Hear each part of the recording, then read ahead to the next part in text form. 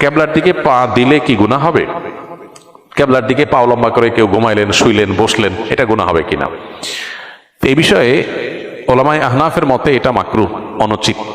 কেবলার প্রতি সম্মান প্রদর্শনের অংশ হিসাবে এটা করা উচিত নয়। কারণ নবী করিম সাল্লাল্লাহু আলাইহি সাল্লাম কেবলার দিকে ফিরে পেশাব পায়খানা করতে নিষেধ করেছেন, পরিষ্কার হাদিস রয়েছে। এটা কেন নিষেধ করেছেন? নিশ্চয়ই কেবলার প্রতি সম্মান প্রদর্শনের খাতিরে। সো পাও লম্বা করে কেবলার দিকে যদি আমরা বসি, তাহলে কেবলার দিকের বা কাবার প্রতি বাহ্যিক দৃষ্টিকোণ থেকে অসম্মান হয়। আমাদের সমাজে কারোর দিকে পাও লম্বা করে বসলে এটা তার প্রতি অসম্মান এবং অবজ্ঞা প্রদর্শন হিসেবে বিবেচনা করা হয়। মোটা দাগে যেহেতু কাবার প্রতি সম্মান প্রদর্শন করা বিষয়টা প্রমাণিত, বিধায় কাবার দিকে ইচ্ছাকৃত কোনো কারণ ছাড়া পাও দিয়ে বা লম্বা করে বসাটাও অনুচিত এবং আদবের খেলাফ। যদি এ ব্যাপারে সৌদি আরব ওলামায়ে কেরাম তথা অন্যান্য ওলামায়ে কেরামের মত ভিন্ন, তারা বলেন যে না, কেবলার দিকে পা দিয়ে বসলে কোনো অসুবিধা নেই, কারণ কোনো হাদিসে আসলে এটা নিষেধ নাই।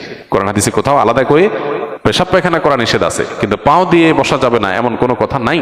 অতএব এটাতে অসুবিধা নাই। দুই পক্ষেরই যুক্তি আছে, প্রমাণ আছে। ইজতিহাদি বিষয়, সতর্কতা এবং অধিকতর নিরাপদ মত হলো যে কেবলার দিকে ইচ্ছাকৃতভাবে পাও না দিয়ে বসা, কেবলার প্রতি সম্মান প্রদর্শনের জন্য।